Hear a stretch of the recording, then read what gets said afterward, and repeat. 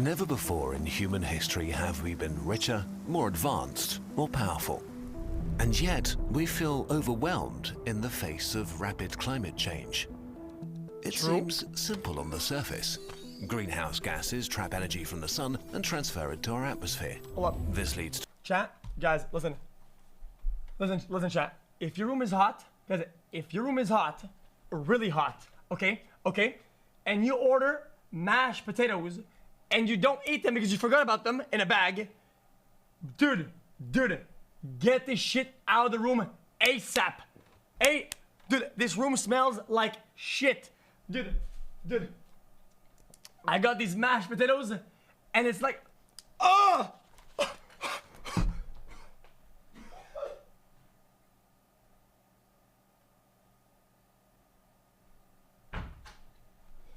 Jesus, dude. That is disgusting. That is absolutely disgusting. Holy. To warmer winters, harsher summers. Dry places become drier and wet places wetter.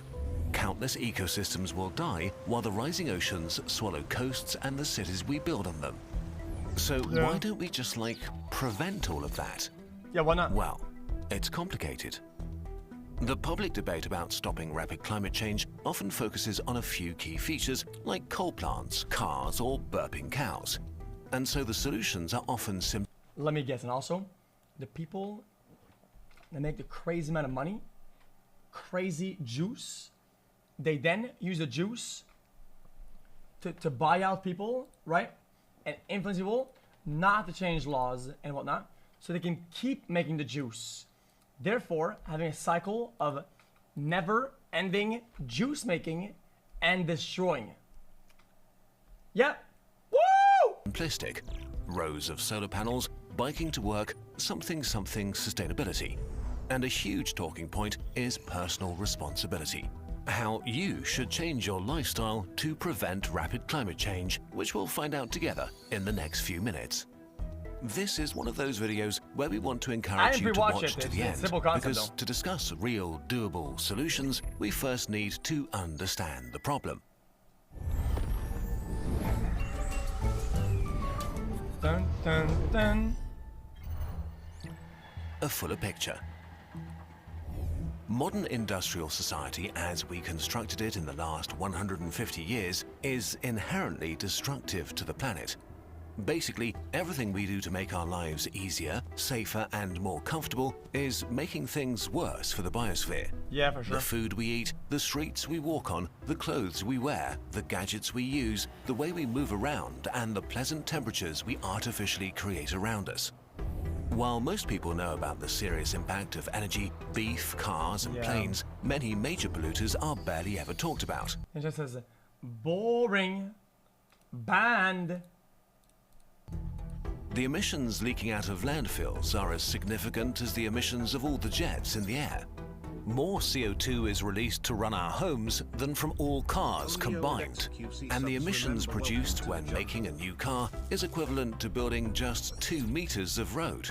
Wait, so really? it is nice to switch to electric cars, but they won't solve anything if we keep building roads the same way. Fixing one small part of the industrial system is not enough. Each of the many different parts needs its own solution, and many of them aren't straightforward. But even where we know what to do, just because a solution exists doesn't mean we're able or willing to implement it. There are many grey areas in the fight against rapid climate change. The most prominent one is the divide between rich and poor. Emissions versus poverty. There is a clear connection between the prosperity of a nation and its carbon emissions. In other words, richer people tend to cause more emissions. So the key to fixing climate change is simply for the world's richest to cut back on their extravagant lifestyles, right? Oh, sure. While this would help, it wouldn't make the problem go away. Oh, why not? This is because 63% of global emissions come from low to middle income countries. Countries where most people are not living extravagantly, but are trying to escape poverty at worst and achieve a comfortable lifestyle at best. The unfortunate reality is that currently, escaping poverty and becoming middle class creates unavoidable emissions. So asking developing countries to cut emissions just looks like an attempt to keep them down. It's very hard to argue that a region should protect their primeval forests and spend money on solar panels Yeah, I get instead that. of That burning makes sense a wood lot, though. when it can't meet basic needs for significant parts of its population. But cutting back is not a popular That makes a lot of demand. sense, yeah. Even though one is already established as like consuming a lot, if one is ramping up crazy in terms of ratios or whatever, right? It's like, yo, dude, stop doing that, man. Because they can, yeah, it makes sense though. Yeah, dude. Especially if the countries making these demands got Hey, rich stop by that. causing environmental damage in the past. So for billions of people, more emissions are a good thing, That doesn't make personally. sense. When we forget about this, we tend to propose unworkable solutions. Take concrete. 8% Wait, no, am I wrong about this? of CO2 emissions are released by the concrete manufacturing industry. Okay, cool. Stop using concrete, right? But right now, concrete is also a cheap and easy way for growing Wait, populations in... Because I thought concrete was just rock, dust, and water that you just mix together. I thought we were talking about asphalt. I thought asphalt was the thing that was developing countries to build affordable housing. And there are many examples like that. Even rich countries aren't immune from disagreeing about rapid climate change solutions. Banning coal, gas and oil from the energy mix is slowed down by heated discussions about what should replace them. Citizens can be strictly against nuclear power, but also oppose wind or solar infrastructure in their backyards. In principle, all of these issues can be overcome, but there are things we don't currently know how to overcome. The most problematic one is food. yeah, no, Emit or die. because of farts. We will soon need to feed 10 billion people, and we don't know how to do that without emitting greenhouse gases. Because of the nature of modern food production that requires fertilizers or manure, it's impossible Yeah, farts because the cows for the beef and whatnot, it takes a lot to feed, a lot of water, a lot of thing with that agriculture to feed these motherfuckers, and then they actually have farting, and it causes methane gas to go into the atmosphere, and it damages the whatever the fuck the thing above, and then people get mold. to have zero emissions food. Rice alone emits so much methane each year that it practically equals the emissions of all the air traffic in the world. What's worse, Wait, what was that? That's gonna be a good stats. What was that? to have zero emissions food. Rice alone emits so much methane each year that it practically equals the emissions of all the air traffic in the world. For rice. What's worse is that the foods we like the most emit the most. 57% of food emissions come from animal-based foods, although they make up only 18% of the world's calories and 37% of its protein. And as people across the world grow richer, they want more meat. Traditional diets in most cultures were primarily plant-based Guys- with a little meat on top. Guys, But- I just don't understand it. I would have to get a class, something about how this shit works. You know, people say, oh yeah, it gives meat gives a protein. Can you not get this exact same of a benefit from the protein in other things? Isn't that like the exact same thing? The very exact same effect, right? We will say, oh yeah, but dude, oh look, dude, oh you can get the same in broccoli, and you can get the same in arugula or some bullshit. And it's like, yeah, but yeah, you have to eat a lot, and I don't understand it. Yeah, it's different proteins, exactly. It's different. It has a different structure, doesn't it? But with the rise of industrial-style meat production and factory farming, meat has become a staple food. A regular indulgence in developed countries and a symbol of status and wealth in developing countries. Today, about 40% of the world's habitable land is used for meat production in some form or another, the Wow. size of North and South America combined. This is land we could otherwise allow native ecosystems to regrow, like forests in the Amazon, and suck carbon out of the atmosphere, but instead, most of it is used to feed animals. We would have to plant trees though, The right? available solutions are uniquely able to make everybody on the political spectrum, rich or poor, unhappy.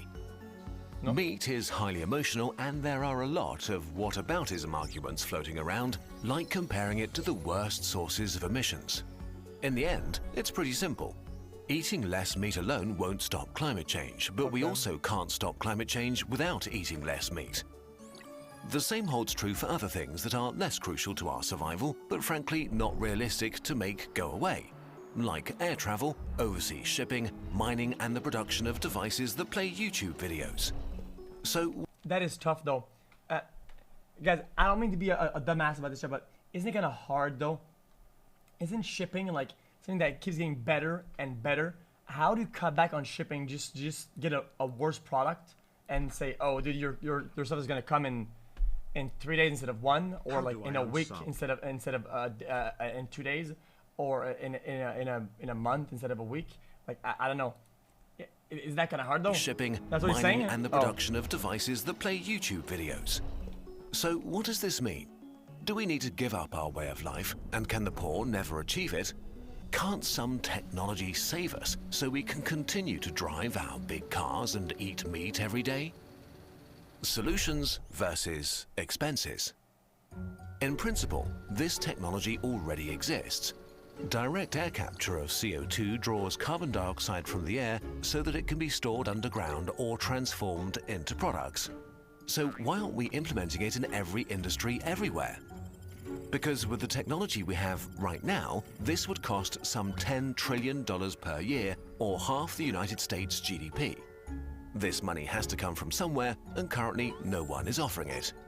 Chat. Just dumping these costs on massive polluters like steel mills and coal power stations would double the cost of their products, and so these industries that operate on very tight profit margins would go bankrupt. Getting the government to pay for it seems logical, but a lot of state resources are actually tied up doing the opposite, like subsidizing oil and gas, which seems counterintuitive but follows clear incentives. By artificially keeping fuel prices low, shipping and everyday goods are kept artificially cheap too, which has a major social impact on billions of people around the world. That creates political lobbies and incentives that perpetuate a cycle that makes it so hard to stop fossil fuel production. It is what it is. Meanwhile, very costly solutions for a far-off problem, like carbon capture, seem like they can wait, as technically nobody benefits from it right now. Some argue that a move away from capitalism is the only solution to this mess. Others insist that markets should be even freer without any interventions like subsidies, and some suggest that we need what's referred to as degrowth, and to cut back as a species overall. But the truth is, at least as of now, no political system is doing an impressive job at becoming truly sustainable, and none have really done so in the past. We also don't have the time to figure this out and do a lot of experiments. We must implement solutions now. Not just to halt the release of all possible greenhouse gases, but also to start reducing the amount of CO2 in the air. It's too late to just mend our ways. We have to actively correct our past mistakes. With every year we waste, more extreme changes will be unavoidable. Okay, let's take a deep breath. Rapid climate change and the world we live in are complicated. So here is where you, dear viewer, come in again. Could you please fix the climate? A narrative of our time is that we are all responsible for rapid climate change, that everyone needs to play their part. Hey guys, I want to be a doomer, or like a it's all going to explode and but I just feel like it doesn't matter what kind of system you work with. I just feel like as people, we're just like very selfish, purposefully dumb, and we just cause our own demise. That's just kind of how it is, though. It just as people, doesn't matter what kind of system you build around it, it's hard to defy just human nature, dude. That's just kind of how it is. Why don't you buy a new electric car? What? Why don't you replace your gas stove with an electric one?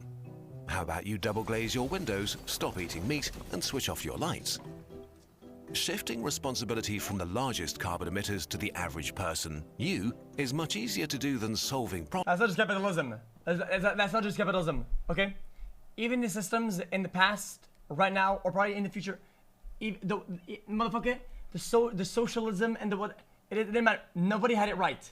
Nobody is rolling. Nobody's doing everything correctly. Nobody is five-headed. Everybody is equally stupid. Stop it. Everybody's equally selfish, And it's just how it is. What over me?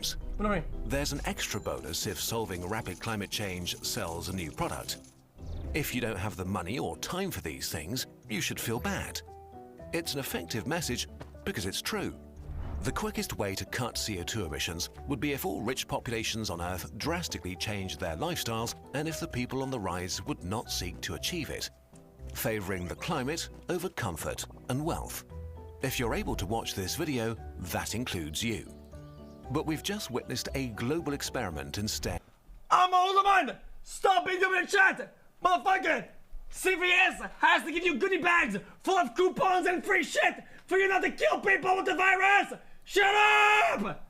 At home, not using transport, and consuming less during the coronavirus pandemic. And all it did was reduce CO2 emissions by 7% for 2020. Asking average people to solve rapid climate change breaks down when we look at the scale of the problem. Personal contributions towards reducing greenhouse gas emissions are nice, but they are dwarfed by the systemic reality of global emissions. The concept of your personal carbon footprint was popularized by the oil producer BP in a 2005 ad campaign. Arguably one of the most effective and sinister pieces of propaganda that still seriously distracts all of us from the reality of the situation. If you eliminated 100% of your emissions for the rest of your life, you would save 1 second's worth of emissions from the global energy sector. Even the most motivated person can't even make a tiny dent.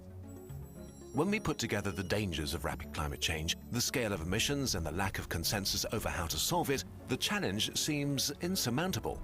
It can cause decision fatigue and moral licensing where you no longer feel bad about behaving in a counterproductive way. We have struggled along. It's what people mean, guys. This is a very good example, okay, of things like when people say, "Oh, tax the rich, do the this, do the that." One person can't tap the problem. You're still part of the system, even though you're fighting the system. You still have to partake in society. The world is fucked. GG, go next. Everybody plays by the same rules. It's motherfucker. What do you want me? Is that you can't slam it on your own. You still have to play the game, and while fighting the rules, you can't play a different game while fighting the rules to show that you're morally above or whatnot. It's just impossible. Even the most motivators of rapid climate change are mountable. It can cause decision fatigue and moral licensing where you no longer feel bad about behaving in a counterproductive way. We have struggled a long time with this, which is why this video took us so long to make. So, what can you actually do? There are many different takes, and they are passionately discussed. We don't know who's right, so we can only offer you the Kurzgesagt perspective and opinion. Opinion part. What can you actually do? We need a different way to think and talk about rapid climate change. An all-encompassing systemic approach, nothing less than changing the fundamentals of our modern industrial societies. As discussed in frustrating length, the personal responsibility angle is overplayed. For systemic changes in technology, politics, and the economy of this magnitude, we need to influence the people at the levers. Politicians need to know and feel strongly that the people care, that their own success depends on tackling rapid climate change. When governments and local politicians are reluctant to change laws that affect their biggest tax contributors or campaign donors, we need to vote them out and vote in people who respect science. We need to hold them accountable for implementing the most effective climate change strategies. Not waste our time with things like banning plastic straws, but by moving the big levers. Food, transportation, and energy, while not forgetting the smaller ones like cement or construction. When industries fight against change... Guys, isn't it kind of hard though? Because it has to be the whole world though, it has to be everybody. And if you cut your legs off or whatever, so the other guys across the planet are like, yo dude, these guys are handicapping themselves for the sake of the planet. What a fucking bunch of morons. And guys, overclock the machines! Guys, these guys are ruining their economy because they care about the ozone thing. Losers! And That's kind of how it is, though. In their ways, It's for fucking fear bro, of it's fucking losses or brain dead. an honest attempt to protect their own, we need politicians to change the laws and incentivize the deployment of existing technologies and massively invest in innovation has to for the be fields everybody. where we don't have great solutions yet. There's no reason that the profit interests of industries could not match the need to reduce carbon emissions as much as possible. And if they still don't cooperate, What? harsh punishments and regulation need to force or bankrupt them. It's still unrealistic that change of that scope can be forced onto a worldwide economy quickly enough, because many low-carbon technologies still need a lot of time and research, which means they're expensive. But more companies will make more efficient carbon capture systems, tasty meat alternatives, better batteries, cement alternatives, and so on if there's a clear and growing demand. And if you're affluent... Stop blaming one country and another and pointing fingers, motherfucker. Guys, it's just how people are, I think. This is my if other people had the same resources and tools and had the same opportunities, they fucking would. Stop saying, oh, dude, if I had the money and if I had the opportunity, I am morally above and I wouldn't do such a thing. Shut the fuck up, dude. They would, though. Everybody enough, would. you can do your part by investing in these things right Everybody now would. while they're still expensive. These are the mechanisms that will drive the prices down later on. What? So this is basically what you can do. You all must Vote want at to the live in ballot, worst vote world with your possible, wallet. this bunch of nihilists. There are too many opposing interests and complicated grey zones. In the end, if we truly get the systemic change we need, everybody will be unhappy about some aspect of it. Only if we all accept that some solutions will have negative impacts for us can we have an honest conversation and make progress. Everybody will be a little unhappy, and that's okay. This is the best you can do. You can deal with the reality of the situation and promote your priorities through your behavior and your actions. And while you do so, you can eat less meat, fly less, or get an electric car. Not because you should feel guilty if you don't, or because you naively believe that you alone can stop rapid climate change, but to do your tiny, tiny part for the systemic change we need. Interesting. This video was supported That by was Gates interesting, though. Notes, the personal blog of Bill Gates. Electric cars, batteries don't biodegrade. So, I'm gonna go fuel my Ford Welcome back to Watch F-150 and Mojo. Today we'll be listing the things that have the highest carbon emission rates. Starting with number 1, we have the Felix S. It emits so much carbon that the entire room heats up to 90 degrees and breaks the 8th